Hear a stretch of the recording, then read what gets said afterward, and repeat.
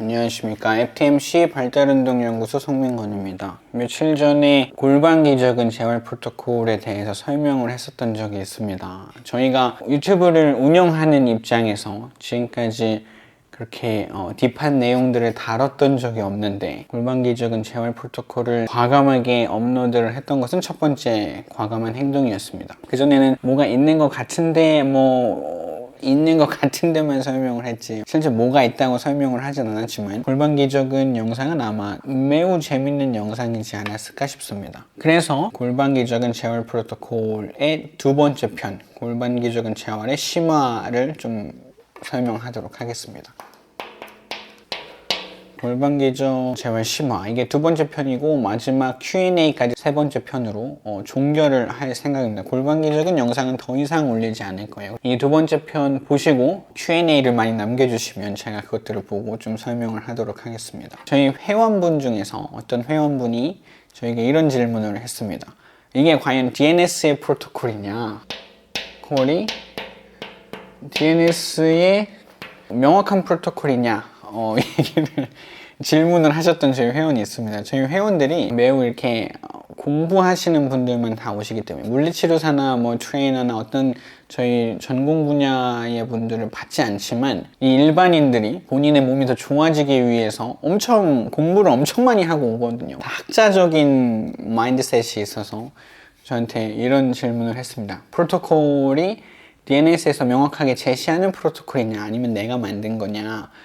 DNS에서 그렇게 명확하게 처음부터 끝까지 명확하게 다 재활을 설명하지 않습니다. 골반 기저의 재활은 1번, 2번, 3번, 4번 이렇게 쭉쭉쭉 나열해서 설명할 수도 없을 거예요. 왜냐면 재활이라는 것 자체가 그 사람한테 맞춰서 행해야 되는 행위이기 때문에 이렇게 명확한 순서를 만들 수가 없습니다. 왜냐면 이렇게 이론은 어느 정도 만들 수 있겠지만, 만약에 1- 갑자기 1이 생겼어요. 1-1이. 아니면 2-3이 생겼습니다. 2, 3이 다 생겼어요. 그럼 이게 중간에 그럼 이게 3번, 4번이 되는 거고, 계속 이 순서가 계속 바뀔 텐데, 처음부터 끝까지를 다 나열하지 않습니다. 그리고 그런 교육 방식을 갖고 있지 않아요. 그러니까 공부를 엄청나게 많이 해서 모든 것들을 다 알 수 있도록 하려고 하는 게 DNS의 방침이지, 우리가 골반 기저근 재활을 가르쳐 줄게 1번, 2번, 3번 이렇게 절대 강의하지 않습니다. 그렇기 때문에 공부를 엄청나게 많이 해야 이것들을 이해할 수 있어요. 그리고 이 프로토콜 자체는 제가 만든 겁니다. DNS에서 골반 기저근은 항상 이완 다음에 강화, 그래서 이완 테크닉 블라블라블라, 강화 테크닉 블라블라블라, 오케이, 이렇게 하는 게 골반 기저근의 재활입니다. 이렇게 설명하지 완벽하게 정확한 순서를 나열하지 않습니다. 하지만 제가 이번에 프로토콜 영상을 올려드린 것은 이 이완에 있는 중요 사항들 정리를 한 거죠. 강화에 있는 것도 정리를 한 겁니다. 그래서 중요한 내용이 이게 다예요. 이게 무슨 얘기냐면, 제가 프로토콜을 제시한 이 프로토콜은 DNS를 기반한 건 당연할 뿐더러 모든 골반 기저근 이완 테크닉을 여기다 다 집어넣을 수 있고, 제가 이완도 순서를 나눠놨었죠. 이렇게 여기에 넣을 수도 있고, 여기에 넣을 수도 있고, 여기에 넣을 수도 있고, 어디에 넣을 수도 있게 다 세팅을 해놨다 이겁니다. 어떤 테크닉이건 간에 여기에 이걸 구분을 해줘서, 이 구분 자체도 어려운 거거든요. 왜냐면 이게 지금 번호 매기기가 어려운데, 뭉뚱그려서 여기를 1번이라고 하자, 여길 2번이라고 하자, 여길 3번이라고 하자, 이거를 제가 나눠드린 거기 때문에 아주 중요한 사항이라고 생각합니다. 이 내용들은 되게 공개를 안 해도 되는 건데, 제가 어차피 못하니까 그냥 공개를 한 겁니다. 제가 공개를 해도 누구도 도움이 안 돼. 이런 실력이 없기 때문에 아직. 그렇다. 그래서 이걸 구분하게 되었던 것들은 제가 DNS를 공부를 거의 10년을 하고, 그리고 제가 계속적으로 많은 골반 기저 케이스들을 보면서 그 사람들을 정리를 해서 이런 결과물을 갖고 왔습니다. 이렇게 돼서 이와는 이런 구분을 나눠줬고, 모든 테크닉을 이 구분 안으로 1-A다, 1-B다, 1-C다 이렇게 다 모든 구간을 다 나눠줄 수 있게 했고, 강화 또한 마찬가지입니다. 그래서 이렇게 프로토콜을 제가 설명을 해드렸기 때문에 여기서 좀 더 디테일하게 오늘은 조금 더 설명을 할게요. 뭐 엄청 디테일하게 풀 수는 없긴 하겠지만 어느 정도는 설명하도록 하겠습니다. 이런 것들을 나누기 위해서는 분명하게 몸을 많이 공부를 해야 된다는 거예요. 골반 기저를 공부를 한다고 해서 골반 기저 잘할 수 없습니다. 뭐 어깨 마스터가 된다고 해서 어깨를 공부한다고 어깨를 다 치료할 수 있는 게 아니에요. 어깨를 공부하기 위해서 여러 군데의 조인트들을 당연히 관절을 공부해야 되는 게 당연합니다. 골반 기저도 마찬가지예요. 골반 기저를 좋아지게 하기 위해서 골반 기저만 공부해서는 골반 기저를 좋아지게 할 수 없습니다. 예를 하나 들어드릴게요. 예를. 저희 회원으로 며칠 전에 새로 와서 두 번 받고 제가 그만하자고 했던 분이 계십니다. 그분은 실제는 골반 기저 환자가 아닌데 트렁크 스타빌라이제이션이 너무 인스테빌리티가 너무 심해요. 너무 불안정성, 특히 허리나 천골에 불안정성이 엄청 심하게 와서 골반 기저까지 2차, 3차적으로 문제가 생겼던 사람입니다. 그래서 이분 같은 경우는 골반 기저에 퓨어하게 문제가 있는 케이스가 아니기 때문에 이 사람만이 골반 기저에 진짜 문제가 시작된 사람이 아니기 때문에 이 프로토콜을 따르질 않았어요. 그래서 이 사람은 먼저 강화를 먼저 해야 되는 사람이었습니다. 뭐 골반 기저 강화를 하든 뭐 어떤 럼바의 스타빌라이제이션 허리의 안정화를 하든 강화를 먼저 하고 그 다음에 골반 기저 릴렉스를 했었어야 되는 상황이었어요. 그러니까 이 프로토콜을 따르지 않죠. 뭐 왜냐면 당연히 뭐 골반 기저가 제일 심각하게 문제가 있었던 사람이 아니기 때문에 그렇습니다. 왜냐면 통증은 그럼 질 입구의 통증이라든가 그런 것들을 항문 주변 통증이라든가 이런 걸 설명을 하긴 했지만 그런 거의 실제 근원적인 거는 럼바 인스테빌리티였기 때문에 허리의 불안정성이었기 때문에 그거를 먼저 해결해야 골반 기저를 해결할 수 있었기 때문에 먼저 강화가 먼저 했었어요. 그러니까 완전 케이스 자체가 다른 케이스라는 겁니다. 그래서 제가 프로토콜을 나열한 것 자체는 완벽하게 골반 기저 환자에게만 적용할 수 있는 거지 그렇지 않고 골반 기저 환자의 증상을 갖고 있는 사람들에게는 쓰기가 어려울 수도 있다. 그러니까 그 말은 결국에는 공부를 엄청 많이 해야 된다. 엄청 많이 해야 된다는 거를 설명드리고 싶습니다. 그 다음에 설명하고 싶은 내용 중에 하나는 해부학입니다. 해부학. 아나토미를 좀 설명하고 싶어요. 아나토미를 설명하고 싶은 이유 중에 하나는 이게 뭐 하는 건지 잘 모르시는 분들이 너무 많아서 일단 해부학을 알고 골반 기저의 어떤 의미들을 조금이라도 알아서 유튜브에 올리는 운동들을 한번 시도를 해보는 것은 아주 좋다고 생각합니다. 그리고 어떤 걸 어떻게 시도를 해야 되는지도 조금 설명을 드릴 예정이고 저희 센터를 방문해야 되는 것들도 있기 때문에 그거 본인이 선택하시면 된다고 생각합니다. 그래서 해부학을 아주 간단하게 딥하는 게 아니라 엄청 간단하게 설명하도록 하겠습니다. 이게 세이크룸이 이렇게 있고 이렇게 골반이 있다고 하면 이 꼬리뼈 주변에 있는 것들이 다 골반 기저근입니다. 골반 기저근이 골반 옆에서 본다고 하면 이렇게 있을 때 이쪽이 골반 기저근의 역할을 하고 있는 거죠. 이 면과 이게 뒤에서 본 모습이고 이 옆에서 골반을 봤었을 때 만약에 다리가 이렇게 있다고 가정을 하면 이 골반 기저의 이 부분이 횡격막과 같은 원리로서 사용이 되고 있다고 생각하시면 됩니다. 횡격막과 같은 역할이다라고 설명을 하는 것 자체가 이 횡격막은 몸통이 이렇게 있다고 하면 횡격막은 이 위에서의 어떤 돔의 형태를 갖고 있고 골반 기저근은 이 반대되는 돔이라고 생각을 하시면 됩니다. 그래서 이 밑에 부분에 이렇게 여러 개의 근육들이 모여서 층을 또 이루기도 하거든요. 여러 개의 근육들과 여러 개의 근육층이 모여서 이 역할을 한다. 횡격막은 하나의 근육이긴 하지만 골반 기저근은 여러 가지의 근육들이 합쳐져서 골반 기저라는 하나의 돔 형태의 막을 형성하게 되는 겁니다.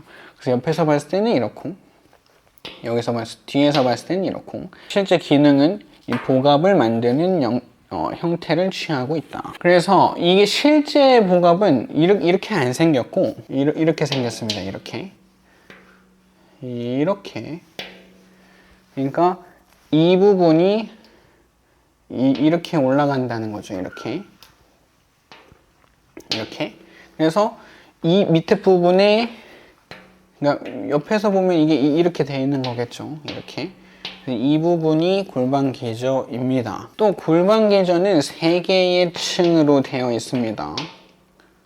3개의 층으로. 골반기저의 첫 번째 층이 있고 제일 겉에 있는 두 번째, 세 번째 이렇게 총 3개의 층으로 만약에 구성되어 있다고 제 그림을 그리기 싫어서 이렇게 했는데 어쨌든 3개의 층이 구성되어 있고 이 첫 번째 제일 겉에 있는 층은 스핀터의 역할밖에 안 합니다. 그러니까 괄약근으로서의 기능을 괄약근으로밖에 하지 않아요. 그렇기 때문에 안정화의 기능을 전혀 취하고 있지 않습니다. 그래서 일단 빼도 충분합니다. 그리고 괄약근을 잘못 사용할 경우 골반기저에 더 안 좋은 영향을 미치고 있어요. 그래서 케겔 운동을 잘못하는 경우가 뭐 1번 괄약근을 가지고 뭐 고환을 끌어올린다거나 뭐 질을 수축한다거나 항문을 수축한다거나 어떤 케겔 운동일지는 모르겠지만 어찌됐건 그 괄약근으로만 사용하는 그런 방법은 이 두 번째, 세 번째의 안정화로서의 사용되는 골반기저와는 관계가 전혀 없습니다. 그래서 3개의 층으로 이루어져 있고 이 첫 번째 층은 괄약근으로만, 이 두 번째, 세 번째의 층은 안정화의 기능으로서 취하는데 세 번째가 더 명확하게 안정화의 기능으로서 크게 사용됩니다. 더 완벽한 층에 가깝게 생겼고 이 두 번째 층 같은 경우에는 힙 어덕터들과 근막적으로 연결되어 있습니다. 골반이 이렇게 있다고 하면 고관절이 만약에 이렇게 있으면 이 내전근들과 연결이 되어 있어서 이렇게 아주 관계가 깊다는 것을 보여드리고 싶습니다. 골반기저를 평가하는 방법 중에 아주 쉬운 평가는 이 좌골, 이 스캔튜블러시티로 평가를 하시게 되면 됩니다. 만약에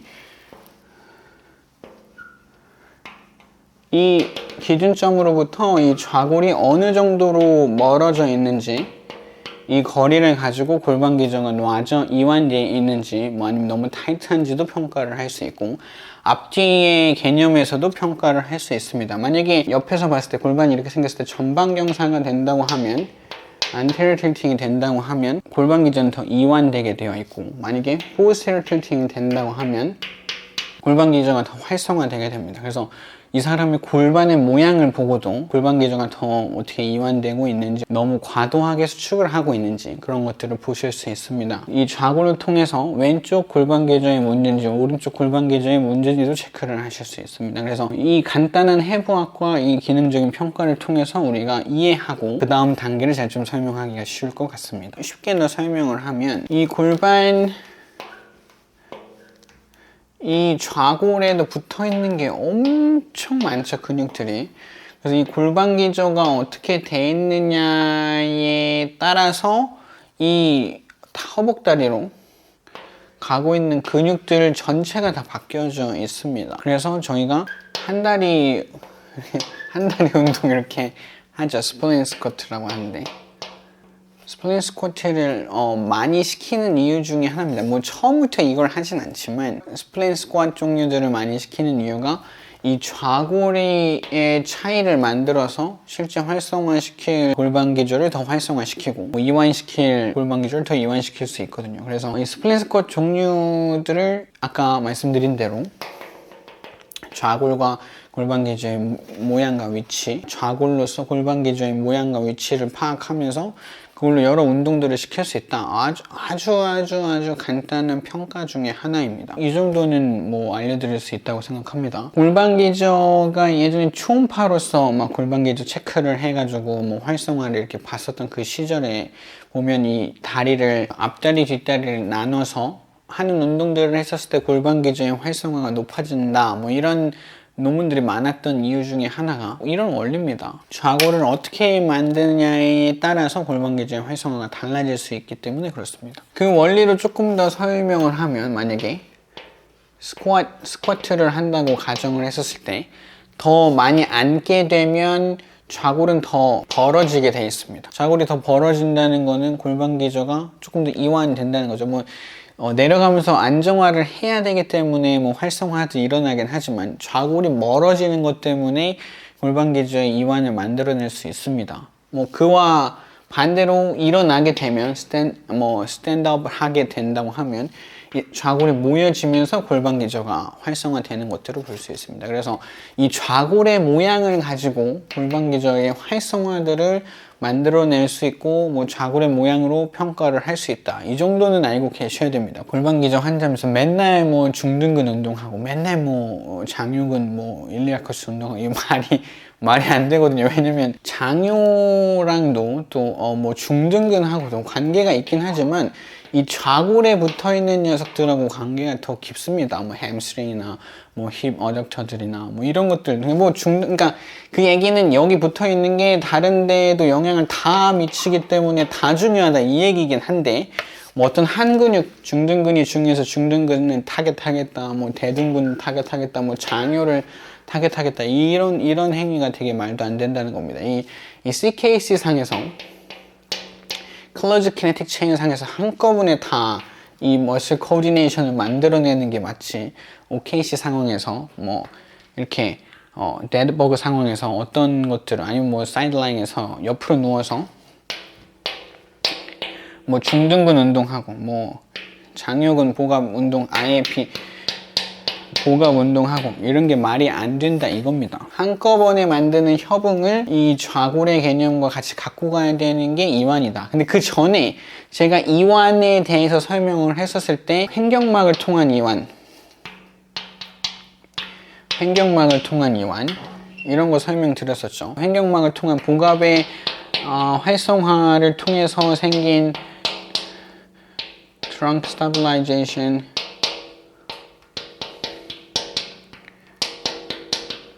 이걸로써 이것들을 다 늘려야 된다고 설명했습니다. 이 부분만 보시고 제가 바로 이 SKC에서 골반 기저근 환자들은 스플릿 스쿼트하고 스쿼트하고 이래야 된다라고 설명한 것이 아니라 이 전에 필수적으로 횡격막에 대한 컨트롤 또는 복압에 대한 컨트롤을 충분히 하시고 나서 이게 여기서 이 상황에서 데드버그나 사이드라인에서 절대 이렇게만 만들어지지 않거든요. 그래서 이 복압에 대한 컨트롤, 횡격막에 대한 컨트롤, 호흡에 대한 컨트롤을 충분히 해서 이걸 만들고 나야 지금 이런 스플릿 스쿼트나 스쿼트를 할 수 있다는 겁니다. 이런 원리들을 가지고 합니다. 이 횡격막과 이 복압에 대한 거, 이 몸통 안정화에 대한 거는 센터 방문을 하셔야 돼요. 제가 다 설명하기가 어렵습니다. 왜냐면 횡격막이 안 좋은 사람들은 횡격막의 활성화가 안 되는 이유들은 너무나도 다양하기 때문에 그 사람에 맞춰서 설명을 해줘야 되지 절대 횡격막은 이래서 문제입니다 저래서 문제입니다 얘기하기 어렵습니다. 그 사람을 봐서 그 사람의 문제점을 찾아내야 되는 거지. 횡격막이 안 좋아지는 원인이 너무 많아요. 그래서 그것들을 이렇게 차차 평가하고 진행을 하셔야 되는 거지. 바로 횡격막 어떻게 하면 다 좋아지고 이런 개념이 아예 없습니다. 마지막으로는 강화에 대해서 설명을 하도록 하겠습니다. 이 강화의 측면을 조금 더 설명을 하면 첫 번째로는 저희 그 유튜브에서 제일 조회수가 많은 골반 기저 강화 영상 보면 서킹 방법을 사용할 수도 있습니다. 아기가 이렇게 젖을 빠는 행위를 할 때 골반 기저가 처음으로 활성화가 많이 되기 때문에 그거를 사용해서 골반 기저의 활성화를 더 늘릴 수도 있어요. 하지만 어떤 방법들을 사용한다 하더라도 블라블라블라블라 방법들을 막 쓴다고 하더라도 결국에는 골반 기저를 확실하게 인지하고 사용할 수 있는 상황이 되어져야 된다는 겁니다. 본인의 골반 기저를 활성화할 수 있는, 그러니까 예를 들면 지뢰 수축이나 고환의 끌어당김이나 항문의 수축 없이 골반 기저를 활성화하고 수축할 수 있는 그런 인지가 돼야 강화를 할 수 있다는 겁니다. 강화를 할 수 있는 조건이고 확실히 인지를 해야 돼요. 이런 다양한 방법들로 골반 기저가 더 활성화되게, 아까 그럼 조금 더 설명을 하면 아까 전에 얘기했던 이 좌골을 모으는 것도 어떻게 보면 골반 기저의 강화의 개념인데 이렇게도 강화를 할 수 있죠. 그러니까 좀 더 예를 들어드릴게요. 예를 더 들어드리면 스쿼트를 한 상태에서 일어날 때 좌골을 모으면서 일어나는 거는 골반 기저의 강화입니다. 이것도 이 서킹의 방법과 흡사하게 어떻게 좀 수를 쓴 거죠. 방법을 쓴 겁니다. 그러니까 직접적으로 다이렉트로 이 골반 기저의 활성화를 수축을 만들어낸 것이 아니라 이 다양한 방법들을 통해서, 만약에 여기서 보면 좌골을 모으는 방법들을 통해서, 아니면 빨아당기는 힘으로 음압을 이용해서 골반 기저를 쓰든 그런 방법을 쓴다 할지라도 나중에는 결국에 골반 기저를 확실하게 끌어당길 수 있는 인지가 확실히 있어야 된다는 겁니다. 이 인지를 만들기가 쉽지 않아요. 저희 센터에서도 쉽지 않습니다. 시간이 꽤 걸려요. 그렇기 때문에 강화의 단계까지 가는 것도 골반 기저 만약에 환자라고 하면 쉽지 않습니다. 여기까지 가는데도 먼 길이에요. 하여튼 중요한 건 강화를 해야 된다는 겁니다. 강화를 버리고 가서는 할 수가 없습니다. 저희 회원이 질문했던 내용 중에 하나인데 이걸로 마무리를 하면 좋을 것 같습니다. 지금 보면 여기가 횡격막이고 여기가 골반 기저의 정상 위치입니다. 자기는 골반 기저가 항상 위에 있다는 거죠. 비정상적으로. 그 이유가 제가 첫 번째 골반 기저 제어 프로토콜에서 설명했습니다. 원래는 이완되어져 있는 힘이 없는 골반 기저근이 내장기가 떨어지는 것을 잡아내기 위해서 수축되어 있는 상태이다. 이런 상태인데 어떻게 강화를 해야 되나요? 이 강화에 대한 내용을 조금 더 설명해 주세요. 이래서 질문을 여러 방면으로 했는데 제가 이렇게 설명을 했고 이것이 아주 설명적으로 아주 좋은 방법이라고 생각합니다. 그래서 이 내용으로 강화를 아주 정리를 하는 게 좋을 것 같아요. 이 사람은 이걸 좀 더 확대를 해볼게요. 확대를 하면 이게 골반 기저의 정상 위치고 여기는 쇼트니스가 있는 상태, 아니면 뭐 하이퍼톤인 상태라고 볼 수도 있겠죠.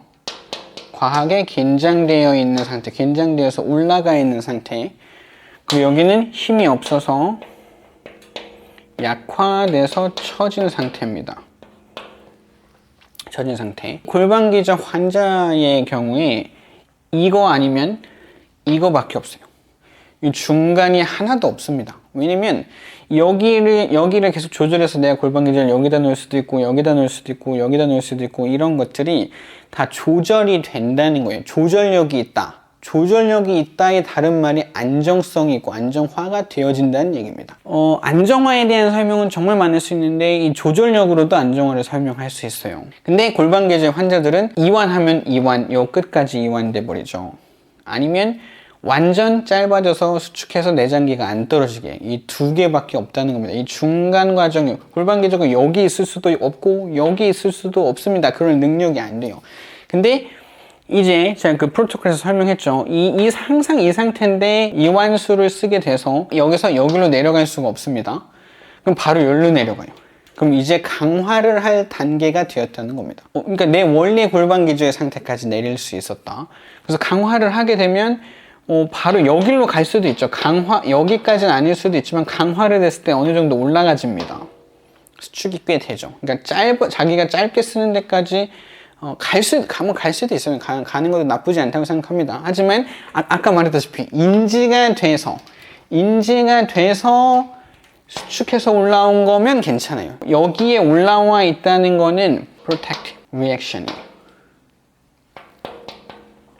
그러니까 보호 반응을 하고 있는 겁니다. 보호 반응을. 여기에 존재하고 있다는 얘기는 정상 상태가 아예 아니라는 거예요. 근데 수축을 해서 여기까지 올라갔다, 뭐 여기까지 올라갔다, 여기까지 올라갔다 다 상관없습니다. 수축은 내가 인지해서 사용한 거는 보호 반응이 아니죠. 내가 수축해서 사용한 겁니다. 여기까지 올라갔어요. 그러면 만약에 강화 훈련을 하고 내가 이완을 해서, 제가 얘기했죠. 횡격막을 100% 사용해서 100% 이완을 할 수 있는 상태가 됐었을 때가 강화 단계라고. 수축을 한 상태에서 다시 이완수를 썼을 때 여기까지 올라올 수 있다는 겁니다. 쉽게 얘기를 해서 나는 원래 아예 푹 떨어져 버렸는데 조금의 힘이 생겨서 정상 범위까지는 올라가진 못하지만 그거보다는 조금 밑에인 상태에서 있을 수 있다. 그 말은 이만큼의 컨트롤을 할 수 있다는 얘기예요. 골반 기저를 이만큼을 내가 자연스럽게 유지하고 있는데 더 이완할 수도 있고 이 컨트롤을 할 수 있게 됐다는 얘기입니다. 원래는 원래 골반 기저 환자는 여기 on 켜져 있거나 아니면 off 되거나 아예 힘이 빠지거나 아예 힘이 들어오거나 이 중간은 없었는데 이만큼의 중간이 생겼다 이겁니다. 그 얘기는 골반 기저를 막 최대로 끌어당겨서 내장기를 지킬 필요가 없이 만약에 이완한 상태가 아니라고 하면 이 상태로 평상시를 살아갈 수 있겠죠. 만약에 내장기가 떨어지는 것을 이만큼만한 보상으로 해도 된다. 이만큼만한 이 간격의 만큼 이 간격의 만큼을 골반 기저의 힘으로 버틸 수 있다 이 얘기입니다. 다시 보세요. 여기서 그러니까 이 사람은 이 상태의 골반 기저의 과도한 긴장으로서 내장기를 지키고 있는 사람입니다. 이완해요. 여기까지도 가고 여기까지도 갈 수 있습니다. 다시 여기서 강화를 해요. 그럼 여기까지 갈 수도 있고 뭐 여기까지 갈 수도 있습니다. 뭐 어디까지 간다고 했었을 때 어디 갈지는 모르지만 강화를 할 수 있는 상태라는 거죠. 강화를 했었을 때 또 힘을 푸는 이완한 상태를 가면 그냥 내추럴한 상태, 아무것도 안 한 상태를 가면 이게 또 올라가 있을 수 있다는 겁니다. 너무 푹 처지지 않고 이만큼의 내장기를 들어 올릴 수 있는 힘이 있다, 생겼다 그 얘기고, 또 다른 얘기는 보상도 짧아져서 수축돼서 내장기를 안 떨어지게 버티는 것도 과도하게 짧아지지 않아도 조금만 올라가 있어도 내장기를 버틸 수 있는 힘을 가지고 있다. 그러니까 이만큼만한 힘이 생겼다. 이만큼만한 힘이 생겼다. 똑같은 얘기죠. 이거랑 만약에 그냥 길이가 같다고 가정을 한다고 하면. 그래서 이만큼만한 컨트롤을 평상시에 이완한 상태에서 할 수 있다. 엄청나게 큰 얘기입니다. 골반 기저가 들러붙어 있는 정도가 과도하지 않다. 여기로 왔다. 그 얘기가 뭐죠? 통증 경감입니다. 과도하게 수축해서 뭐 질 입구나 뭐 항문이나 고환 주변에 통증들이 있는 건데 과도하게 수축을 해서 과도하게 수축한 게 이완을 했다 이겁니다. 왜요? 강화가 되었기 때문이죠. 강화가 되었기 때문에 골반 기저가 과도하게 짧아지고 과도하게 긴장하지 않아도 내장기를 지킬 수 있기 때문에 이만큼만한 거리가, 그러니까 그 얘기는 무슨 말인지 알겠죠? 계속 이렇게 가까워져서 이 정상 범주에 들어서게 된다. 이게 골반 기저의 재활이죠. 그 과정 가운데도 통증 경감은 계속 있을 겁니다. 그러니까 이거를 하기 위해서 골반 기저 이완을 하는 거지. 골반 기저 이완 테크닉으로만 골반 기저가 좋아질 수 절대 없다는 얘기고, 이완 방법들도 제가 이번에 좀 설명을 더 하긴 했죠. 좌골로 설명을 했고 여러 방면으로 설명을 했기 때문에 그 골반 기저 재활 프로토콜을 좀 더 심화해서 골반 기저 재활 심화를 이렇게 설명하게 되었습니다. 아쉬운 것 중에 하나가 골반 기저를 아무것도 모르는 사람들에게 이 도움을 받고 있다 이겁니다. 그래서 골반 기저의 엄청난 전문가는 한국에서 FTMC이기 때문에 저희 센터를 방문하는 것을 추천드리겠습니다. 네, 이상입니다.